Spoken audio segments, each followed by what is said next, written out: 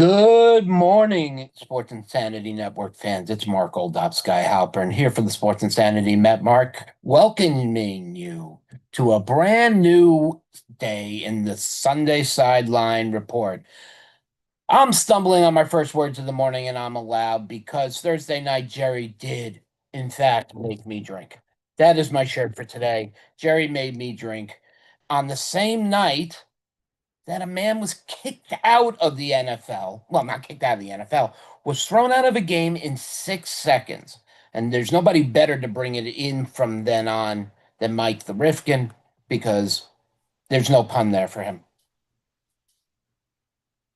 I gotta tell you, if this was Hollywood, we would need to do a retake on Yeah, whatever. that. The more good honest you are, mor- the better. Good morning, everybody. Welcome into the Sunday Sideline Report here on the Sports City Network, sponsored by the Dugout of Millwood. Mike, Mark, Dan, with you, gentlemen. Happy Football Sunday. Mark, you will not play today, as we'll get into that. Dan, you get to welcome back your old friend Aaron Rodgers. We're gonna hit on every game, guys, this morning. Talk about it. We're gonna talk about what happened on Thursday and Friday. So let's just dive on in because, as Mark mentioned, the defending Super Bowl champion Philadelphia Eagles raised their banner on Thursday night. They hosted the Dallas Cowboys. The Eagles wound up winning the game 24-20. We'll get into the game as a whole in a minute. But Dan, I'll start with you because will start with the Jalen Carter incident where he actually spat on Dak Prescott and got himself ejected from the game. How dumb was that? Like that was the and that should have fueled the fire to the Cowboys, by the way, Mark. Which it kind of did, kind of didn't. But what was Carter thinking? Like, the first game of the season, I get Dak was up on your grills and everything. And some say that he spat too, but you don't spit on somebody as blatant and clear as you did to get yourself kicked out of a very crucial week one.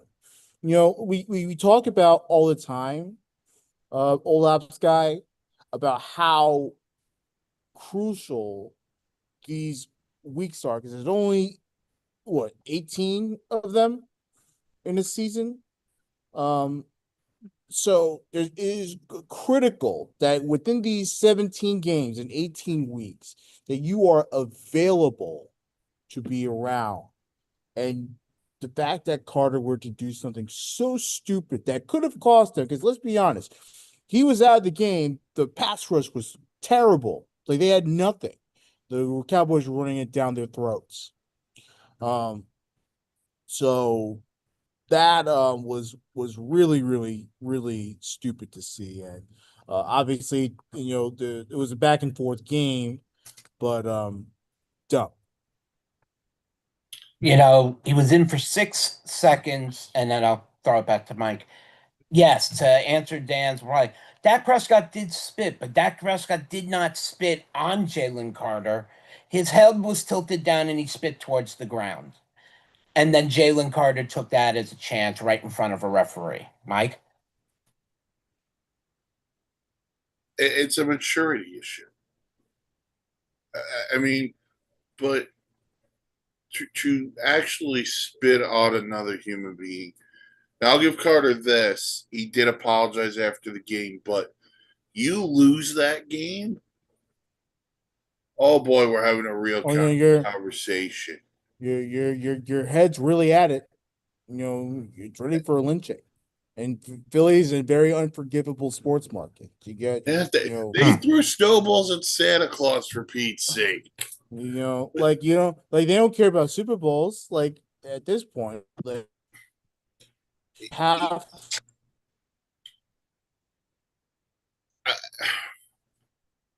I just don't understand what tempts you into even thinking about spitting on someone There's a else. bunch of penalties that are Listen, if you're gonna get thrown out of a game, make it worth it. Don't make it something so stupid, immature, and spit on another human being. I yeah. just it's a bad look for Jalen Carter. It's an awful look for the Eagles.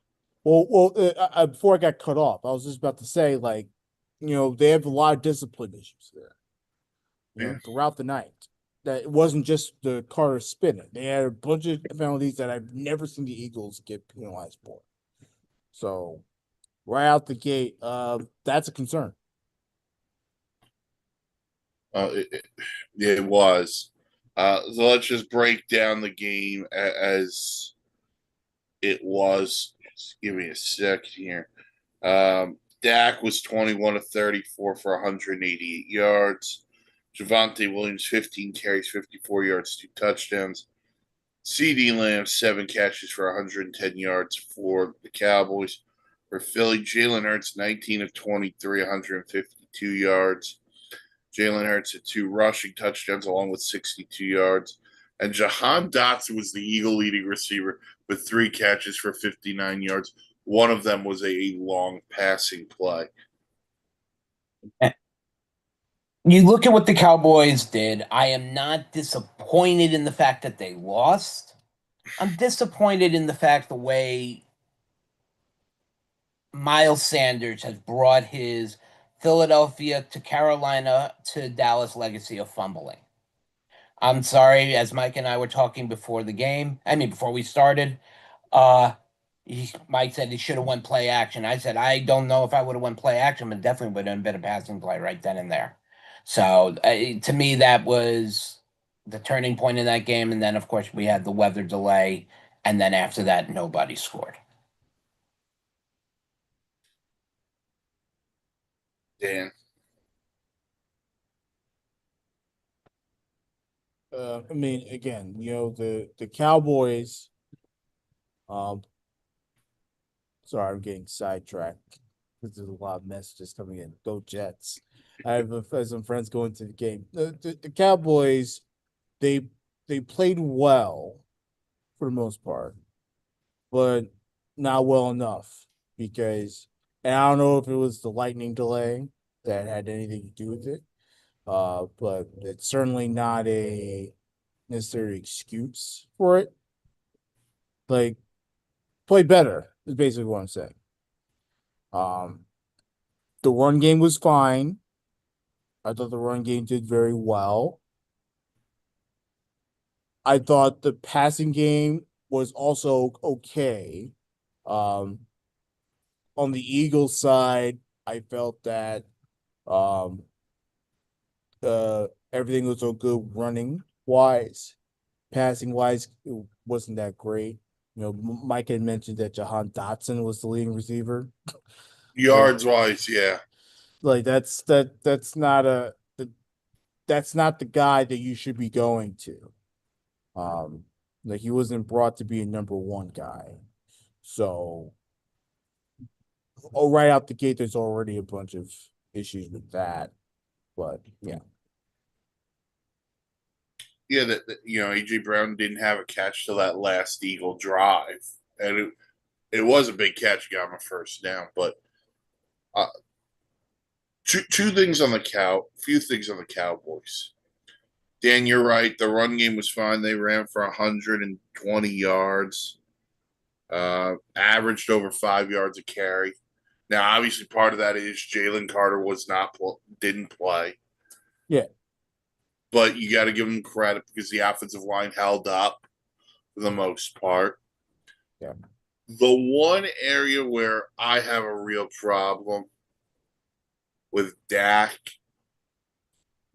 I get it. You got the tightness with CeeDee Lamb. You know how the connection is. You went out and got George Pickens. I would have liked to see a little bit more George Pickens in this offense. 4 targets, 3 catches. Okay.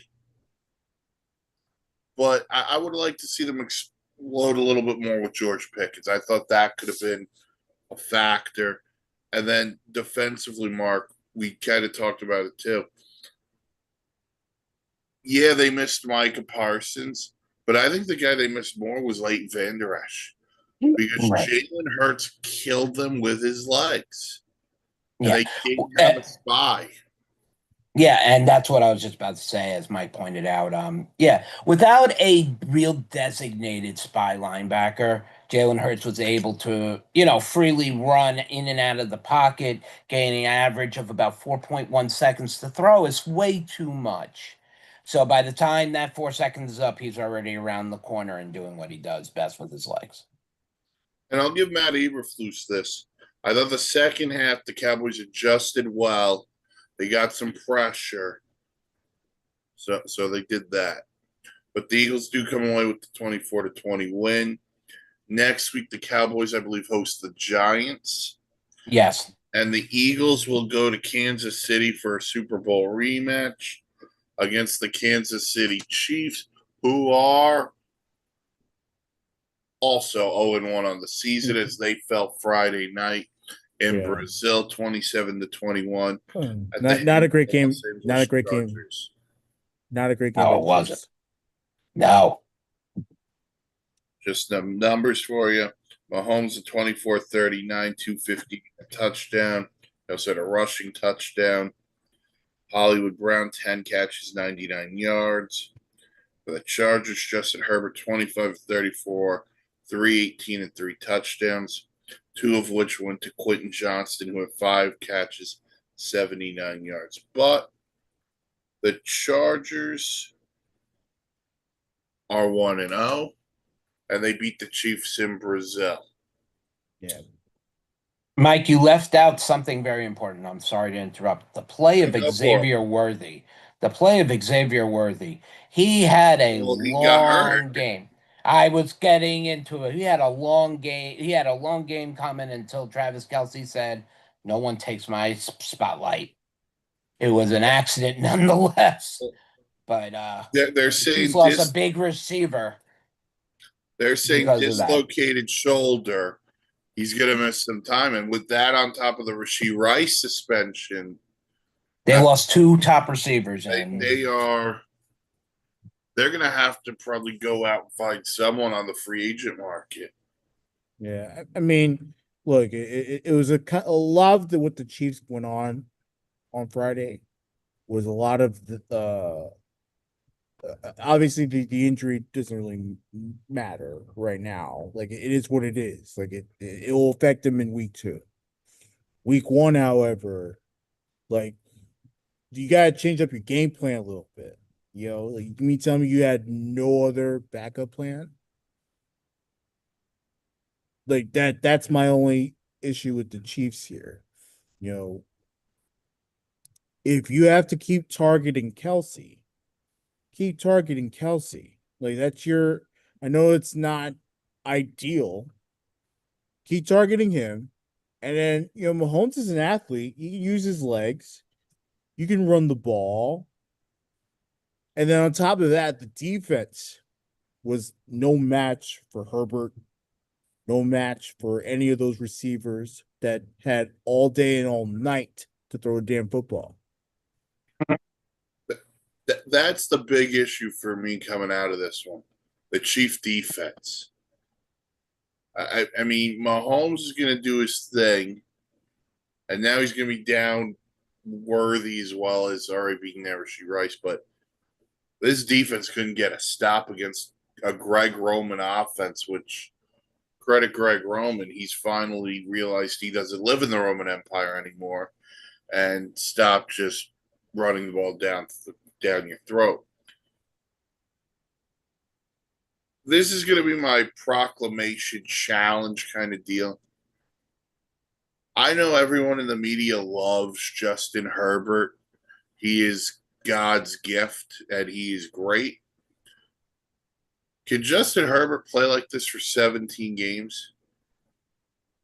See, that's a fair question. And, one from our big viewers is, a healthy Herbert is a dangerous Herbert in this league. And he definitely believes that it's the Charger season. Quote the patch man. But 17 weeks is a lot to ask of one guy to put up these numbers every single game. Can a guy do it for 17 weeks? No, but with the money he's getting paid, he better come close. But I'm not even saying like the 318 and 3 touchdowns, but just the accuracy, the delivery, the way he can go. Let's be honest. Justin Herbert has the same amount of playoff wins as the three of us combined. This is very true. And we're not making $52 million a year. Now, also out of the famous group out of Texas Sweep the League, I seriously doubt Kelsey's mind is even into the game anymore. The crossing route was a staple in their offense, and we have seen it in years past. That's from the great Rudy Campbell's, and I totally agree with him. You do not see Travis Kelsey having really much to do in the last year and a half. Well, But he has to be involved. he's got to be involved. Dan's right. I mean, look, he had 2 for 47 and a touchdown on 4 targets. That was tied for third most on the team on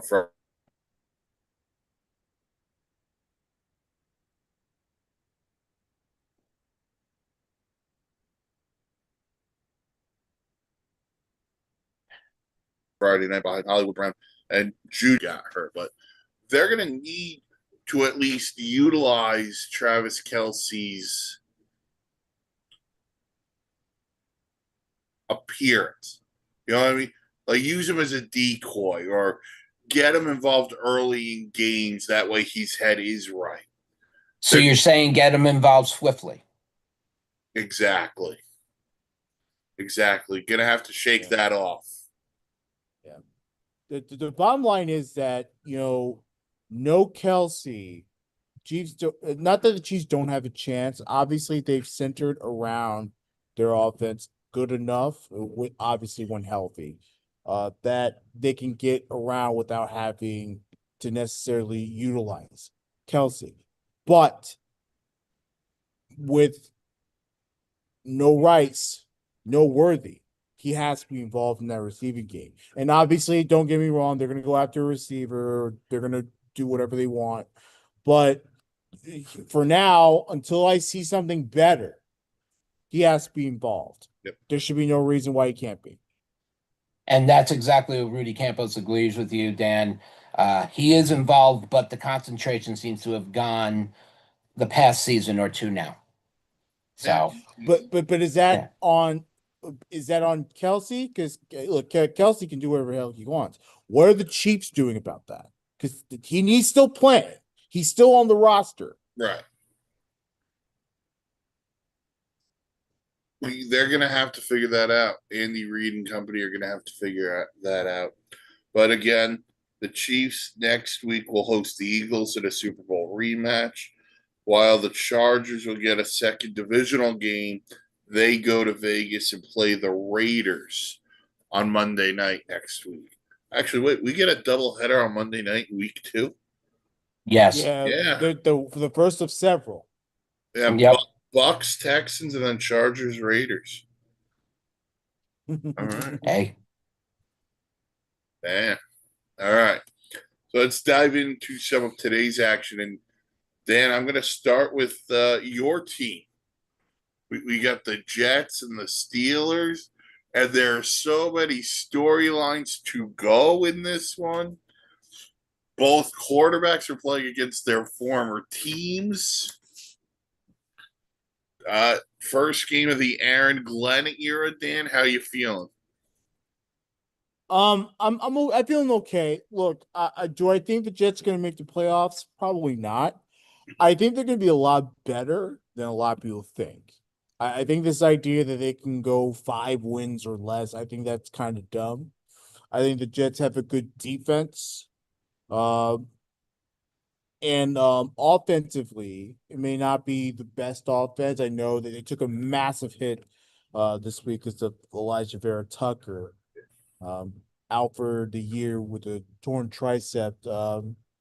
He's now torn both his triceps and then some. So he'll be gone. Big blow to them and that offensive line and their game plan. But at the end of the day, I think that this offensive line is beefed up much better, and they can utilize more of a run game. And that's their formula. Their formula is running the football. Formula is not passing because we know Justin Fields, he can be a decent passer, but he's not the greatest passer. So we can't focus on that too much. One thing you have to look at, Dan and Mike, is Justin Fields has Garrett Wilson there. And Garrett Wilson has really turned into the receiver, everything he was drafted about. And we'll throw it back to Dan. I know you say, with Fields, not the greatest quarterback, but does Garrett Wilson necessarily make him better? Yes, if they involve him. I think there is some chemistry there. Obviously, their past days at Ohio State, there is something there that they could utilize. But to be quite honest with you, the thing I worry about is his passing ability. That's the big thing. And again, not saying that he can't do it. We've obviously seen him pass the football, but I don't know, like he's not elite enough to do that. And he is gonna have to utilize his legs a little bit more, which is kind of scary. He's a running quarterback, so we're gonna have to, be scared and allow him to run all around the field. But it's gonna be tough to watch.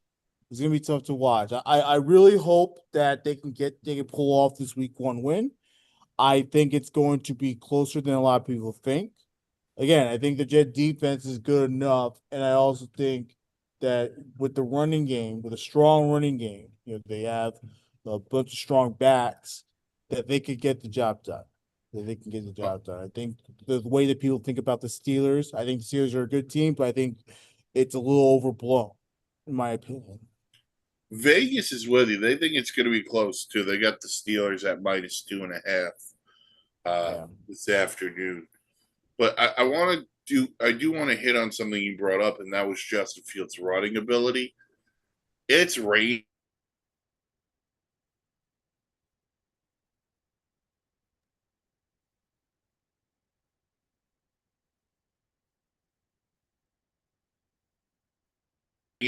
up here in the Northeast, offensive line and other people to protect Justin Fields, Brees Hall, Braylon Allen. So the Jets are going to have to run the ball today.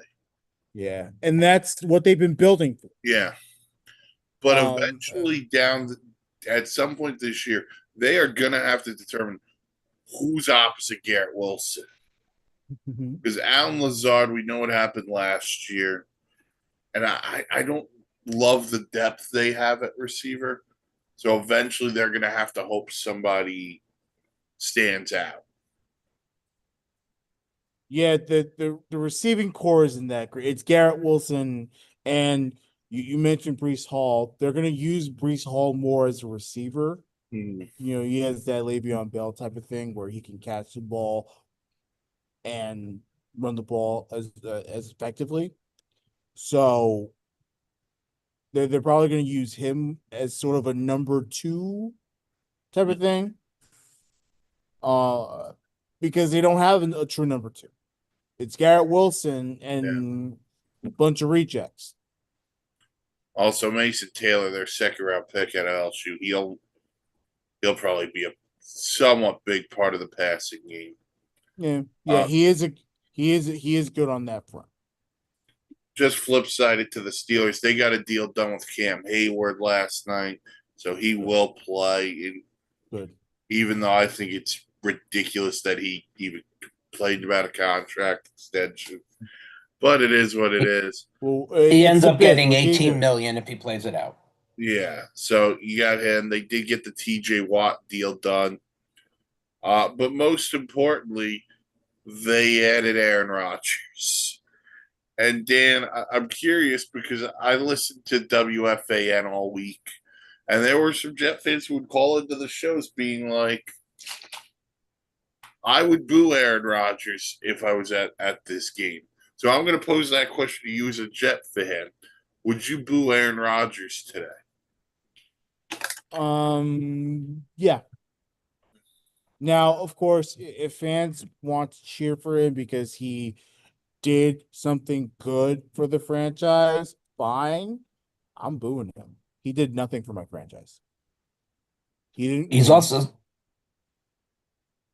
And on top of the fact that he didn't win, he played like shit the entire time. You know, what was the thing about Aaron?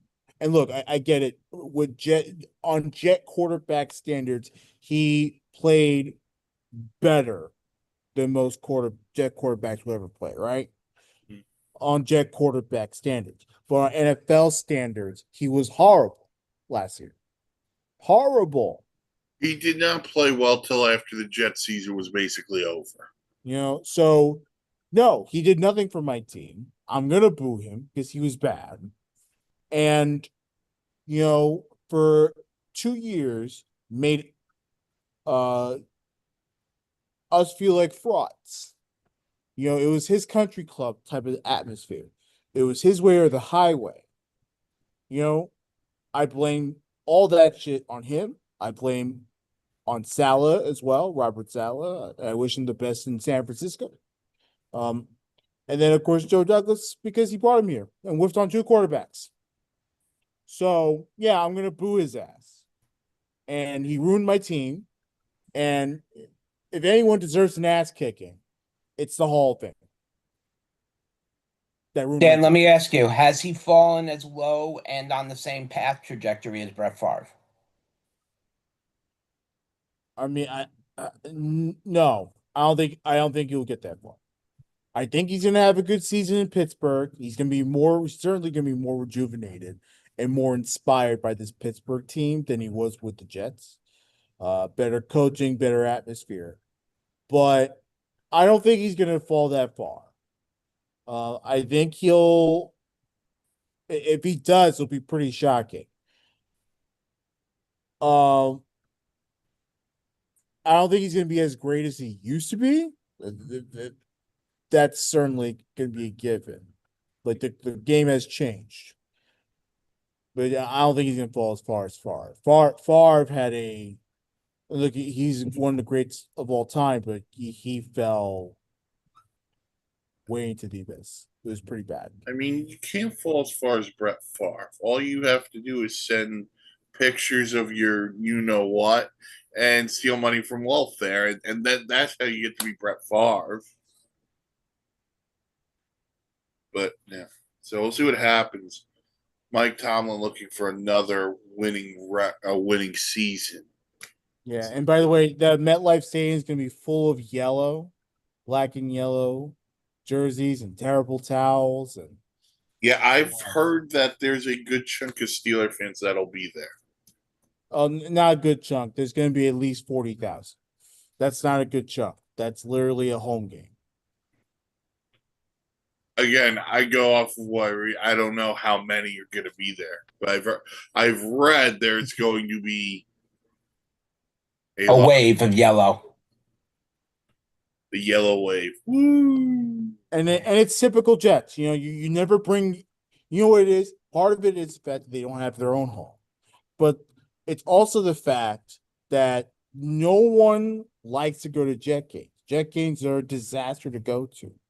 So of course you're gonna have the opposing team absolutely do a massive takeover of Yo House. Is part of it also that fans don't have an expectation for this team? I wonder if See, that's but they do, Mike. That's the problem is that they do have an expectation. It may not be great expectations, but it's enough. I would think that if there's one game a year you want to go to, it's at least the home opener. But we'll see what happens. See, over the years, home openers are great to go to, but more mistakes are made there than in other games. All right, we'll see what happens. Steelers, Jets. Uh, we also have another NFC showdown as Mark's New York Giants go to Washington to play the Commanders. And Mark, we talked about it earlier. What to expect out of Jaden Daniels in year two?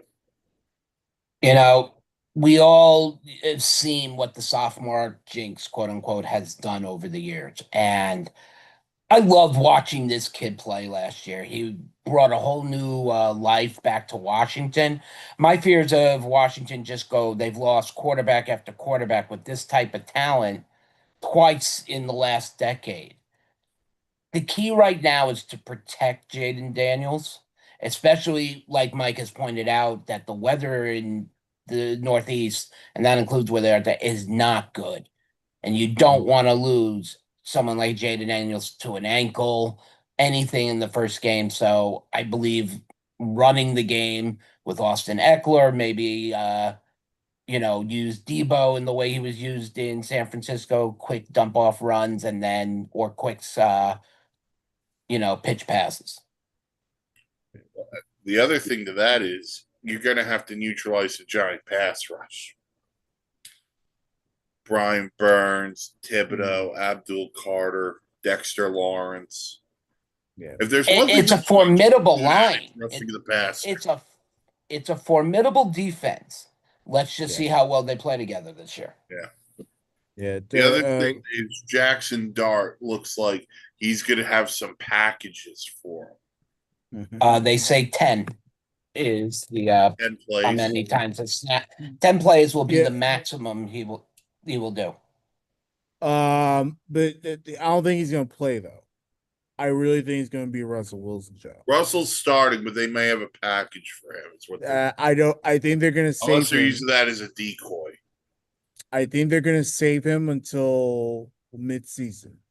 I don't think the Giants are gonna be that dumb enough to reveal too much. So they'll probably keep him. They'll probably let him sit down. If they want to do packages for him for a couple plays, fine. I don't think it's necessary. Just have him sit, let him learn the game a little bit, and then he could, go out and do whatever the heck he wants. Look, I say, in my opinion, mid season, keep Jackson Dart out. There should be no reason why he should be in a game right now.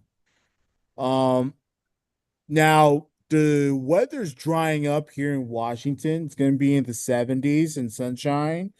So the issue is it rained overnight. So I wonder how the field, yeah, like let's see if the field will absorb on time. I don't know if it will, but let's see. They may have to utilize the run game more, which is fine. Jaden Daniels can do that, but he's a great passer, and now he has this guy McLaurin, who signed to a big extension recently. You utilize the passing game too.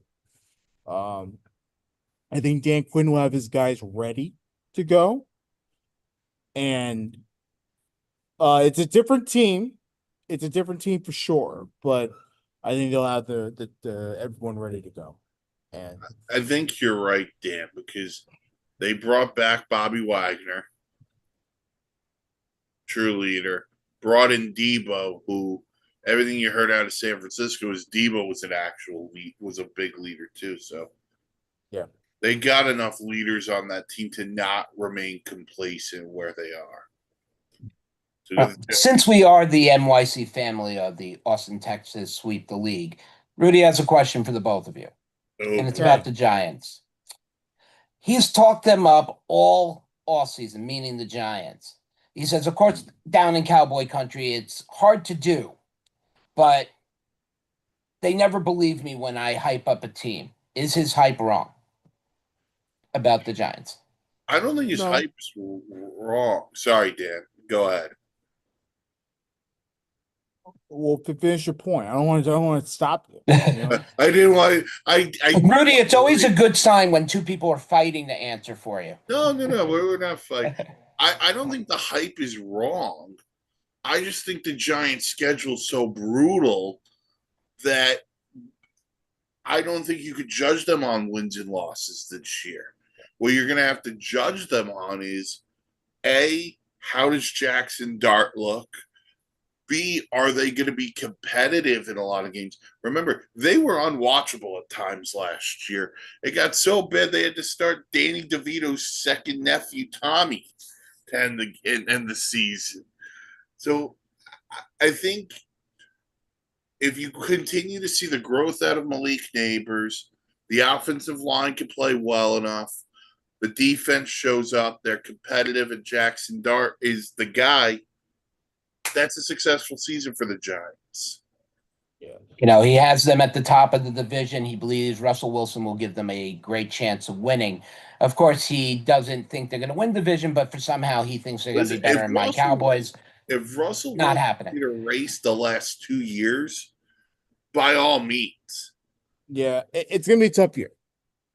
Um, look, I think getting someone like Russell Wilson is good for the Giants because they could use his veteran presence for their young quarterback. And obviously, I knew in the draft they were going to get a quarterback. I just didn't think they would trade up in the first round to do it. But they did. So that's why you know it's real, that they're actually going for it. They're banking on Jackson Dart being good. And for that, you have to give the Giants a lot of credit for, utilizing and having the balls to take a quarterback. And like I said, I think he'll be a mid-season play. I don't think he's going to go right away, but I think it's going to be very interesting how they utilize Wilson to get to Dart, because that's ultimately the goal. I don't think it's going to be a horrible season for the Giants. I think there'll be some good moments. I, the schedule's bad, but it's not terrible. But it's not enough. To me, this is about performance based. If you're Big Blue, it's all about how everyone can perform. You have a lot of young guys on that team in developing and getting better for the future, because you have a lot of careers riding on the line. You have Dable, you have Shane, the GM. You have a lot of careers riding on this development. If it fails year one, which of course can happen, but if it fails, then someone's going to lose their job. And that's just the reality of the whole business side of the NFL. It's a performance-based business. You're right. It's a performance-based business. My one thing would be this: if we're talking about firing people, it's going to be very hard for Jackson Dart if you fire Dable, and he's got to learn another offense come year two. That is what sets up a kid to fail, in my opinion. But we'll see what happens. But the Giants, well, not always. Not if he's if that new coach is great. Not always. Oh, I agree with you. I'm just saying it's hard for the kid too at times when they gotta learn another system. All right. We are going to hit on every game, but I'm just going to skip ahead all the way to the heavyweight showdown tonight, where Chris Collinsworth will tell you, here's a guy. Because this is week one, but this could be game of the year. And it's a really important game. We got Ravens Bills on Sunday night, playoff rematch. The Ravens are Mark Andrews drop away from doing damage against the Bills. But man, Dan, what are you looking forward to in this one? Ravens and Bills. I'm looking forward to obviously the offensive battle between two great quarterbacks. Uh, Lamar Jackson, Josh Allen. I think that's always going to be a big, big battle, especially if both quarterbacks can be on their game. I know last time in the regular season, um, when it came down to it, last time in the regular season, the Bills got their asses whooped by the Ravens. Now in the playoffs, that was a different story. That was end of the season. The Bills were clicking everywhere. But beginning of the season, I know that the Bills tend to struggle a little bit more. They always do this. They tend to be late bloomers. That's how I sort of, for lack of better term, describe the Buffalo Bills. They're late bloomers. They peak mid-year and then take off, and they don't stop peaking until they get to Kansas City. So I expect Buffalo to struggle a little bit, and I expect the Ravens to be inspired enough to actually go out there and play a damn good game. It is Sunday Night Football. There's a lot of pressure on prime time, but it's it, it to me it's a no-brainer. I think the Ravens are going to be the better squad. Um, Defensively, I think they're right there. Offensively, obviously, we know that they're there. They have the tools. And then, if it's a chess match, it's all about coaching. For once in a quick while, it's not going to take a shot at Baltimore. Baltimore is just a solid football team, offensive and defensively. You want to take a shot? We're going to take a shot at the Mosers Bills here. I don't care that you have Josh Allen. He's good. We know what he is. How do you not have a solid number one for him? Not to take a lot away from Kahil Shakur. He's a good receiver. Keon Coleman has proven he's versatile. And Joshua Palmer's bounced around. There's no major number one here for him to rely on. You're going to see an uptick from Dalton Kincaid. And my question becomes, are we looking at almost like a give up for the Buffalo Bills this year in the passing department? It's one of the things that the great Nate Moser, the host of the Breakaway Bandits pod, wherever you get your podcasts, he's a major Bills fan. It's one of the things that he talked about all the time. Who's the number one big guy? Didn't they get Gabe Davis back? Gabe Davis is back. I don't know if Yeah, he's on the yeah. active roster yet. I know Not yet. squad. All right. So, whenever he gets back, that's gonna be huge for them. That's going to be huge for them. Because he knows Josh Allen, he has somewhat of a good chemistry, so it'll work out. I mean, I guess not having a number one receiver, it to me is not going to be the deal breaker because Josh Allen is so electric with that football. I don't think it matters. But what does matter is the Bills being ready to play, and half the time they aren't out the gate in the season. Yeah, I think the number one receiver thing is such blown out of proportion. They saw Mahomes doing it and they're like, oh, we could probably do it too. And as good as Josh Allen is, he just hasn't gotten over that hump yet. This game has to be about Lamar. Lamar needs a marquee win. And look, I think the Baltimore Ravens have the best roster in all of football, 1 through 53. For some reason, this league allowed them to draft Malachi Starks in the first round. I don't get how you let that happen, NFL, but I'll digress.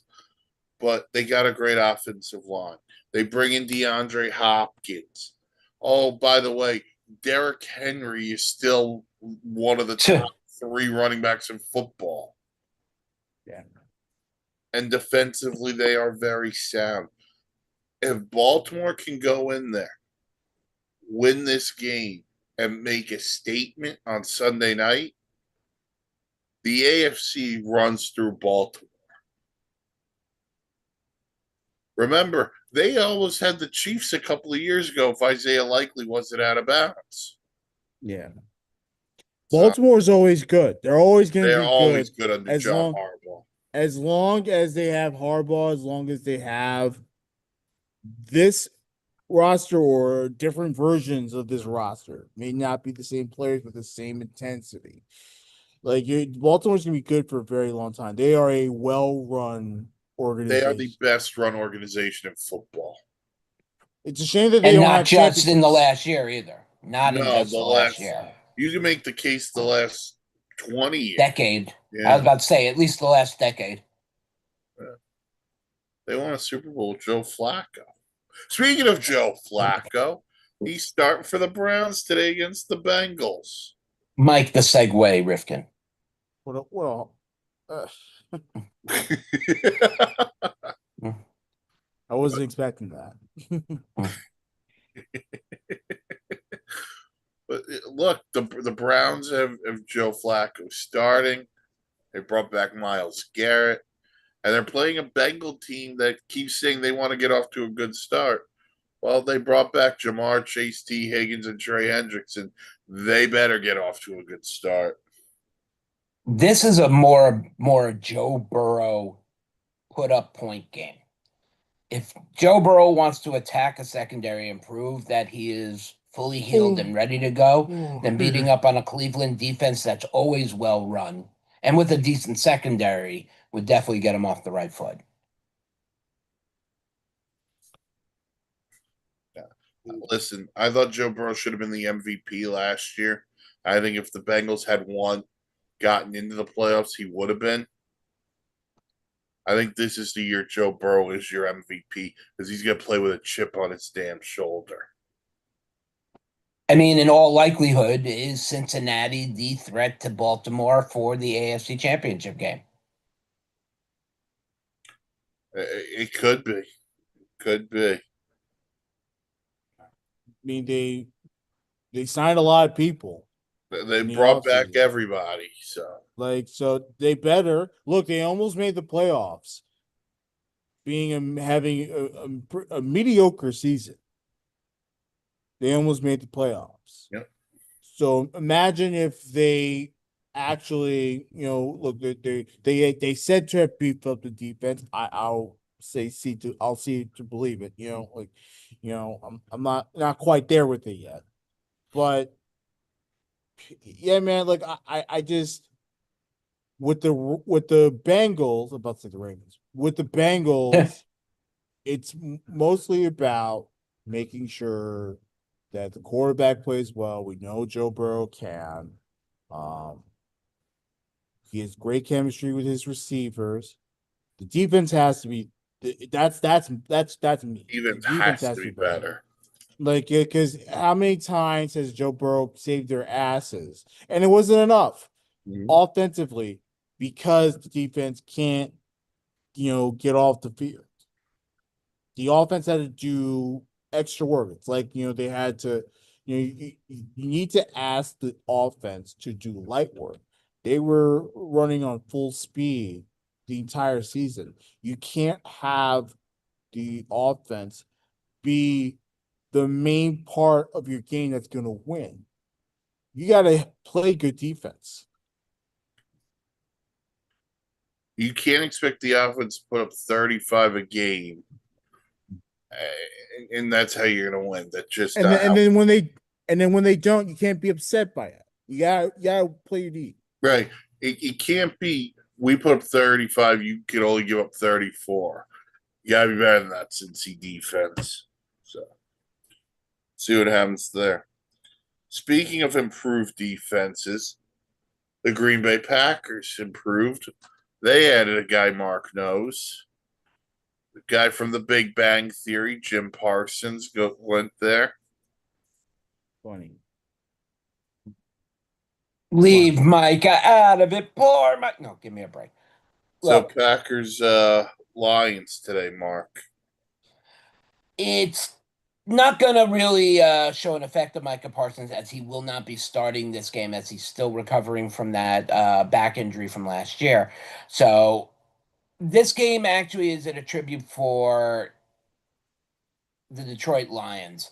The Lions have to come out and command like they did last year. Go out and dominate early. Because if you watch the Detroit Lions as you progress into the game, especially middle of the third quarter, we always saw a collapse last year, and especially in the secondary. Yes, mind you, due to injuries and whatnot, Detroit has to play a well-rounded defense because look, Green Bay is Green Bay. They find ways to win, whether it's through the air or not. The question is, do the players love their quarterback? This is a tough game out the gate for Green Bay. I don't care how they beat up their defense, and they did. Now did they overpay Parsons? Yeah, they overpaid. But it's necessary. You want to beef up the defensive line. Excuse me. You definitely have to go out and get the best, and they did. This is a tough game. You're basing the Lions out the gate. Like, that's not something that I would look forward to if I'm the Green Bay Packers. Um, you're talking about trying to set a tone. Like, you got to go out there and make it known. You can't just talk it. Be like, yeah, I'm going to make it known by getting this great defensive player. It's like, no, you got to show it too. And it's a tough game to show it when you have the Lions, who were the number one seed in the NFC last season. And who the Parsons trade really puts a lot of pressure on is Jordan Love. And Jordan Love now has to go out and show he's an upper echelon quarterback in the NFC. That plus he got paid after 1 year. So they're going to have to go out. We know they ran the ball effectively with Josh Jacobs last year. I kind of think people are sleeping on the Lions. And it's weird because, Dan, you just said it. They were the number one seed last year. They did lose both coordinators, but what has been the offseason talk about when you talk about the NFC North? Well, now the Parsons trade, Caleb Williams, and everything the Bears are doing to help him. Oh, and the Vikings are starting J.J. McCarthy. Detroit's sitting there like, hey, we won. Not only did we win the division, we were the number one overall seed in the NFC last year. Y'all forgot about us. And I kind of think that's what Dan Campbell could really exploit this year. Yeah. Because you still have Jared Goff. You still got the best running back duo in the league with Gibbs and Montgomery. Sam Laporta still there. Amon-Ra St. Brown. Oh, by the way, on the other side of the ball, they're getting Aiden Hutchinson back. They also signed Jamison Williams to a 3-year extension literally about 8 hours ago. Yep. So they This took team, care of that. this team not only has the best running back duo, I'd be willing to say has the best wide receiver duo in football with Ross St. Brown at the top and Williams at the bottom. Yeah, Oh, and then that's a defensively good. too. And it's a as long as good. that secondary is better than what it's last year, yes, when we'll see that today. That is an interesting conversation. You know what? We're going to pencil it down as a segment next week. Top 5 receiving duos in the league. Yeah. The player I'm most excited to see is Matthew Golden for the Packers. I want to see what this kid can do. Is it weird that the golden guy is going to wear gold? As long as he doesn't have a golden hand, he's good. Because then the ball just bounce off. I thought you were going to say as long as he has a star on the show Golden Girls. Come on, B. Arthur could have been a linebacker. She was definitely tall enough. Yeah. All right. Uh, Interconference, we got the Rams and the Texans at 425. This is a very interesting game. I don't think it's going to be as big as a lot of people think. I think Matthew Stafford is hurting more than he is letting on with his back. You could see the uncomfortability. I think Houston is going to light up that defense today. Welcome back, Nico Collins. And if anyone knows back pain, it's Mark Halpern. That is a definite statement, if any other said. But listen, how does the Texan offensive line play? They were terrible last year. They have to look. You got CJ Stroud, who's arguably one of the top 10 quarterbacks in football right now. He can beat you with his legs and his arm. I think the loss of Joe Mixon was going to hit them hard, but oops, up comes a immediate replacement in Nick Chubb. They have the right offense. I don't think they're as dynamite as others, but I think CJ Stroud is going to help lead them farther than people expect. Well, they should win the AFC South because they're the best team in the division. Without question. But we'll Well, see. Right. we'll see what happens there. And as for the Rams, look, they're a Jalen Carter sack away from possibly beating the Eagles in the playoffs last year. And all they did this summer was add Devontae Adams. And that made no sense to me. You let Cooper Kupp go to Seattle on a song of a deal, too. And you replace him with a guy who's going to be out of the league in a year, maybe two, if he doesn't get roughed up. I don't get that. I mean, They're all in. They pushed the chips in. They're in. They're back to F them pick style.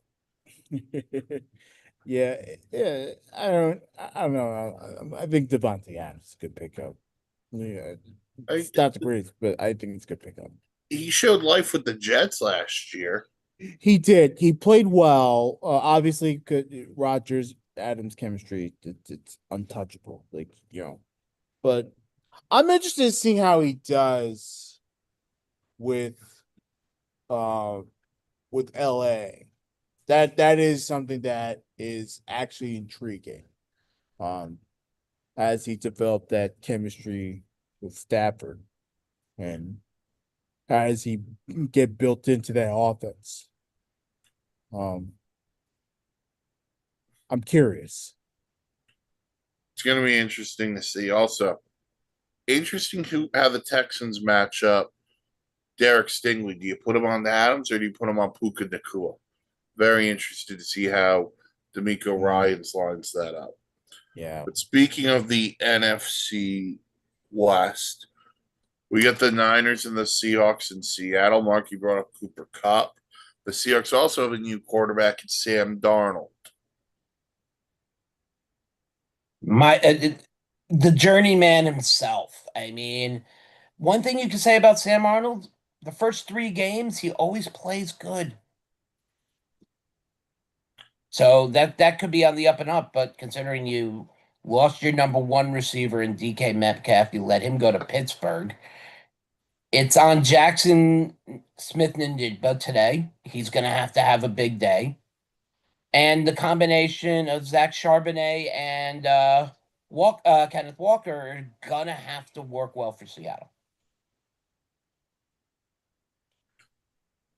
And Dan, the other side, Brock Purdy got paid this offseason. I don't know why.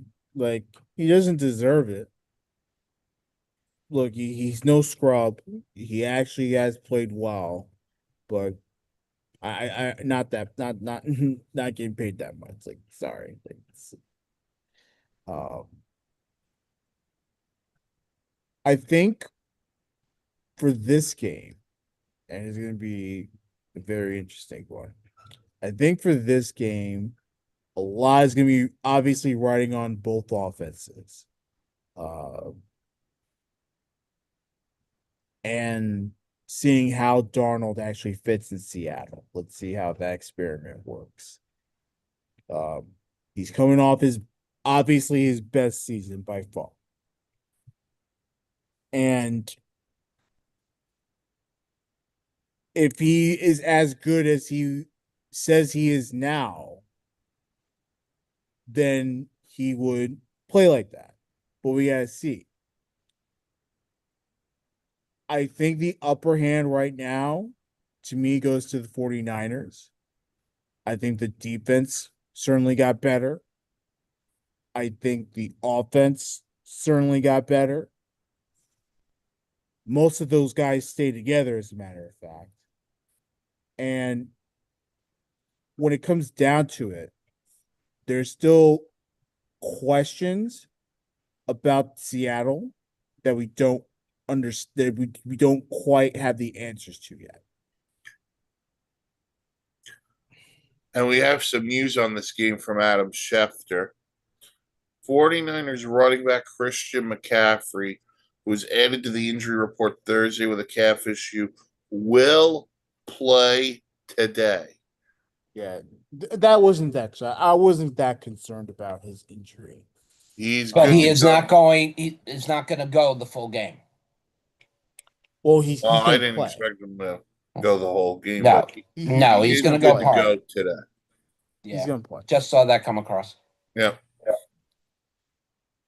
He's gonna play. So we get the Niners and the Seahawks. Other division game, we got the Bucks and the Falcons. Time to see a true Falcon, to see if this Falcons offense can be what it can be. I'm pretty. I don't know who the starting quarterback is, whether it's going to be Penix or Cousins. It's You better. know, I'm just saying the way the Atlanta organization likes to use the Jedi mind trick on us. But I'm looking for a big game from Bijan Robinson today. I think he's got a lot to prove this year after a subpar last year. Drake London just has to do what he did, but just get open more. And then I think the big question is, who is Kyle Pitts? Is he going to be the person they think he's going to be, or is he done after this year and gone? Well, I think we've been asking that for the last 4 years about Kyle Pitts. We've been waiting for that one. Just the flip side, if I'm the Bucks, I'm going to dare Michael Penix to beat me. I'm going to load 8 up in the box on Bijan Robinson and dare Michael Penix to beat me. I think that's got to be your plan defensively. And offensively, Baker was really good last year. And I think the Bucks are one of those teams that, again, kind of like the Lions, we're not talking a lot about the Tampa Bay Buccaneers. No offense to the Buccaneers, no offense to Baker, but Evans and Godwin are old and injured. Well, that's why they drafted Emeka Ibuka. Yeah, but it's not something you can thrust right away and he's going to take over everything. No, but they It's still gonna- have Evans for now. They also have Bucky Irving, who's going to play a massive role in this offense. There, I do not disagree with you at all. So, Dan, anything on the Falcons and the Bucks? I think I think the Bucks are gonna look. It's the NFC South that there's usually a bunch of questions regarding the NFC South. So I think you're front runners again for that division. Like I don't see anyone else that could catch them. The closest team probably would be Atlanta. Yeah, and then we don't know what how Penix is going to actually show out again. I was still very confused by that Penix choice after getting Kirk Cousins. Like, I don't know. Like, we felt we kind of were on the same page on that last season when they drafted him. It was just kind of weird. It almost got Atlanta to a playoff spot, but I don't know, man. Like, there's a lot of questions about Atlanta that I'm still not quite there on yet. But the Bucks, no doubt about it. Yeah. I think that they're front runners in that division. I don't know if they're the best team in the NFC. They're not No. quite up there yet. And that's okay. They don't have to be because they can sort of be like that team that's like in the mix, trying to, to be that team that tries, that thorn up the ass to try to piss you off every time you sit on it, you know, like like that. That's what the Bucks are. Todd Bowles has done a great job coaching his team. Todd Bowles has done a fantastic job. Yes. And he has his team ready. Defense is ready. Offense plays well. Has a great offensive coaching staff. But there's just a lot of there's just not much in a very tight NFC. There's just not much that they can offer, but be in the mix and be annoying. Yep. Continuing with the NFC South thing, we get year 3 of Bryce Young as he and the Panthers travel to Jacksonville to play Trevor Lawrence and the Jags. I wrote something about this for the site. I don't think And it's a there's great article if you want to go read. I don't think there's a www.sports.com. quarterback under more pressure this year than Trevor Lawrence. We're talking about a guy who's on his 3rd coach already, and he makes a lot of money. The Jags need to figure this thing out. Yeah, we had high hopes, lots of high hopes for Trevor Lawrence, and guilty as charged. They wanted to just tank for him. That's how much we thought of him. And I'm just being real. Like he's on the edge of bust territory. I don't want to think of him that way because he does have the ability. He does have the athleticism to be a good quarterback in this league. We've seen too many flashes of that. Like he's made the playoffs for it. But I don't know, man. Like the way he plays the game, there's just a lot of issues. There's a lot of issues that he continues to have. He turns the ball over a lot. He's overzealous playing the football. Terrible throws. Indecision is terrible too. There's just a lot that goes on. You look at Trevor Lawrence, and this is the first year in a while that he has a complete team to work with. Travis Etienne is healthy. Brian Thomas, we know, is a star stud as his play of last year. And we're all waiting to see who is Travis Hunter, not what is. Who is Travis Hunter and how good he's going to be? The line is good. This is the actual real year I'm thinking Jacksonville has a chance to be a big threat, a lot more than people think. As for Carolina, they're going to show up today. Well, Jags were a threat with my guy Blake Bortles at the helm. I'll say that. Yeah. As for Carolina, look, it's a big year for Bryce Young too. He didn't play well last year until he was benched, and then he came back, played really well. But they go out, they bring in Ted McMillan in the draft. Hunter Renfrow was signed for free agency. So, look, 2 young quarterbacks who have something to prove. So we'll see what goes there. And we'll close out the NFC South with the Saints who host the Cardinals. I got to tell you, I think the Cardinals are a sleeper team in the NFC. I really like them.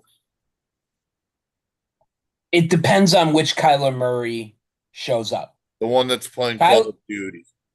Then forget it. No, Kyler Murray is one of the better quarterbacks this year and has a real chance to make a name for himself if he stays healthy and if he can just get on that 1 yard difference he has between him and Harrison Jr.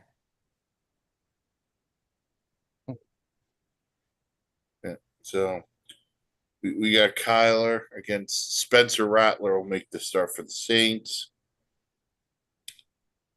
Let's see who else we got. We got the Dolphins and the Colts. I was about to say, how can you forget about your Mahi Mahi? Because Daniel Jones is playing for the other team. Don't worry, you won't have to worry about them winning. He's going to trip over. He can't pass the 20-yard line.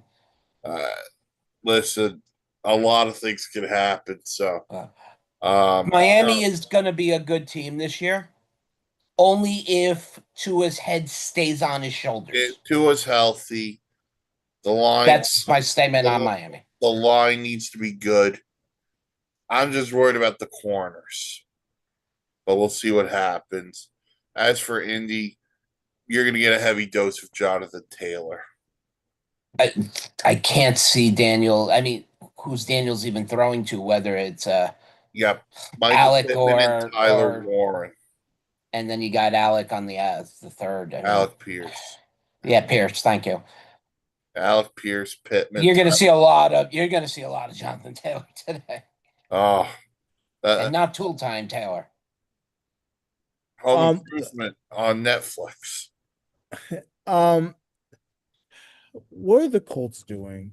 Like, are they trying to self-destruct? That's the question.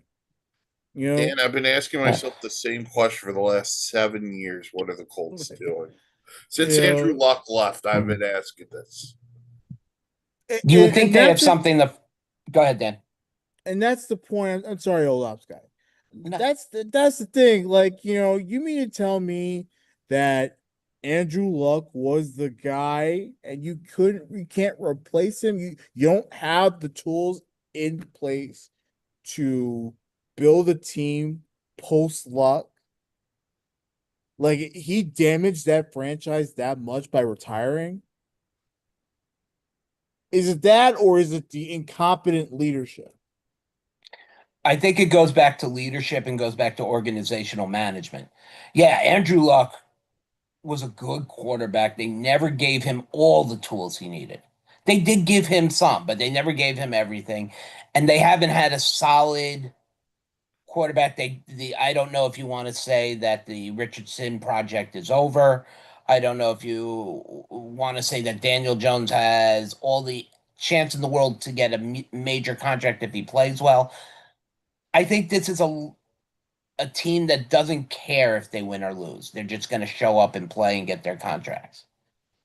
Here's the thing, and we said for years they don't have a receiver, a number one receiver. And then after Andrew Luck, they went with the Philip Rivers, Matt Ryan, older quarterback. Yeah. Then they draft Anthony Richardson third overall. In less than 2 years, you're now benching him for Daniel Jones. I don't know how you go back to Anthony Richardson at any point this season, even if Daniel Jones gets hurt. But So my big thing is what's the backup plan? I'm going to tell you, it's tank for a guy who is the nephew of a guy you have a statue outside of your stadium for. But They're going to enter the Arch Manning tank sweepstakes. but if but then this is so dumb. Like, why can't they focus on winning? You I'm know, with you, but like, they they haven't focused on winning in I don't know how long. it's so stupid. Dan, I You know, gotta tell you, I'm so down on the Indianapolis Colts because they are the most. Them and the New Orleans Saints are the two most directionless teams in the NFL. I don't get it. I just don't get it sometimes with this team. Um, and then of course, let's just say, Excuse let's me. tank for Manning. Let's tank for Arch. You know, Yep. is there any guarantee that Arch Manning's gonna be good in the NFL? There's not even a No, guarantee he's coming out. I was about to say, there's no promise he's going to go to the draft. Right. That the family's already saying like he's gonna need another year. And watching him last week against Ohio State, He looked horrible. look, I'm not gonna point the finger at the kid. It's his first actual road start, but yeah, he's got some stuff to figure out. All right. I mean, going quickly, next year's draft will be a quarterback draft, so there's going to Yep. be plenty. Garrett Nussmeyer will be out there. Carson Beck, back Lenora Sellers, the kid from South Yeah. Carolina. So there's going to be plenty of QBs There's to be gonna be had. you want a quarterback next year. That's the draft. It wasn't this year. All right. The last game we did not talk about. Cam Ward makes his debut today. Titans in Denver to play the Broncos. And the Broncos seem to be a popular pick to be a sleeper team to win the AFC. A lot of expectations in year two for Bo Nix. In the sport card market, yeah, give me Bo Nix anytime right now. He sells well. I'm not sold on him yet because I've seen many a flash in the pan. I want to see how he does this year. I want Jerry Judy to have the year of years because I happen to like the kid. I don't know if they're gonna win the. I don't think they're gonna win the AFC. Maybe they make some waves along the way, yes. But until I see what Bo Nix really is, I'm not making a judgment. So Sean Payton's team has high expectations. We get debut of Cam Ward. So I'll just throw you guys this last question before we close this out. What's the one game you're looking forward to the most today? Friggin' be honest, and I'm glad he's not on the network. I'm not on the podcast right now. I'm waiting for that Giant Washington game. As much as anybody else will want to tell you, when it's a division rivalry as good as this, I mean, Giants Washington will tell you anything. This is going to be a hard hitting game because Washington has a ton to prove, but so do the Giants. So I think you're going to see a very close, very hard hitting game.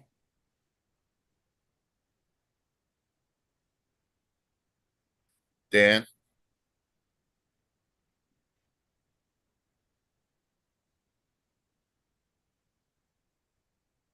I have my eye on.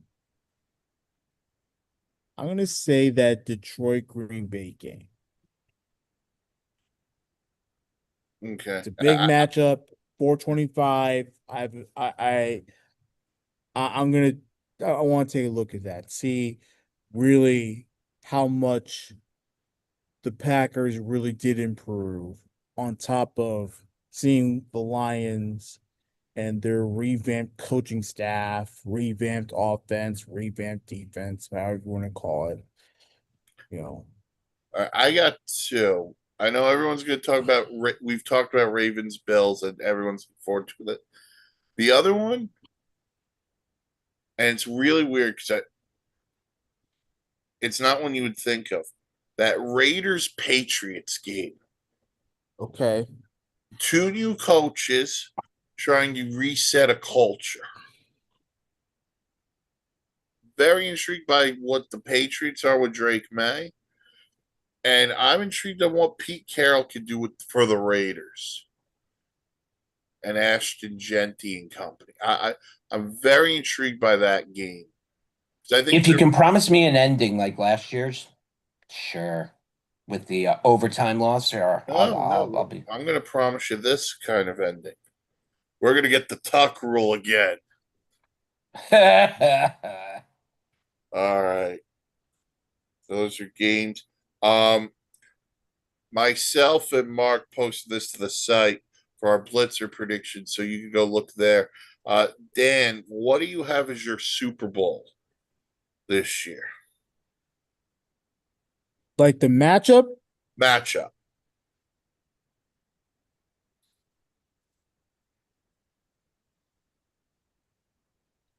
I think the Ravens out of the AFC. NFC's tough. There's a lot of good NFC teams. I'm gonna say Ravens, Lions. Oh, okay. All right, Mark, for people who haven't read the site, you went with. Well, I make sure I don't screw up. You have it up in front of you because I have I had different predictions on different ones, and I'm not going to be the one to say that's not what he put up. All right, hold on. Let me find it. It's probably the same one I would have used. You okay? You went with the Ravens 2 out of the AFC, Yeah. and you went with some stupid team out of the NFC, and you had the Cowboys winning the Super Bowl, which feels like you probably do every year. No, not every year. Um, After Emmitt Smith left, I had a little bit of a problem picking them for the Super Bowl. I got the Ravens 2 out of the AFC, and I got the Rams out of the NFC. So I think that'll be the Super Bowl. All right. Mark, your fantasy player of the day today will be Jerry Judy, 8 receptions, 120 yards, 2 touchdowns. Joe Flacco throwing at least 2 touchdowns. Dan, What is this again? fantasy player of the day. Josh Allen. Ooh. Okay. All right. I am going to go Mike Evans just because it feels like every year Mike Evans does something special. This will be another year of 1,000 yards. All right. That'll do it for week 1 edition Sunday Sideline Report here on the SAN YouTube channel. Check us out every Sunday morning, 10 a.m. Dan, where can they find us? Just go to our socials. Just type in Sports Sandy Network. You'll see us. And log on to our website. Find all of our podcasts. You'll see the list on the site. All of our podcasts, wherever you get your podcasts. I don't know when my next SIP Sports Sandy podcast will be.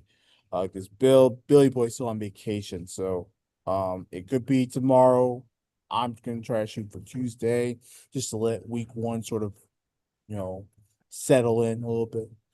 But we'll see about that. But stay tuned, and then we have plenty of other shows, Mike, across the SIN.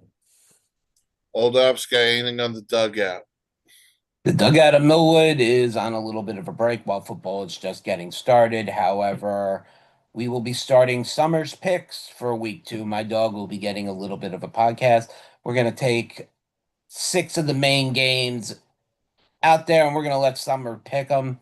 And we are going to be betting those picks every week. So you never know. Could have a streaky dog or a losing dog, but that's not the case. Is he going to take the underdog every week? Well, she likes to go under the couch, so maybe. Jesus Christ. All right. You can also like, comment, subscribe, all that. Shout out Rudy Campos, sweep the league, as well as Joe Knapp and hat-trick breaks, and Anthony Laparo as well. Right? I'm saying that, Mark. Right, Mark? You got it right. Yes, you did. Just making sure at Top Notch Sports Club. But until next week, everyone enjoy week 1 of the NFL season. We'll talk to you all again Sunday. Let's go, Jets. Win. Get a win. I like to see Aaron Rodgers cry. Want to see Moser cry. Then turn on a Bills game. I thought you were going to say just turn on one of those 4 Super Bowls. The 4 balls of Buffalo. And I own 2 of them.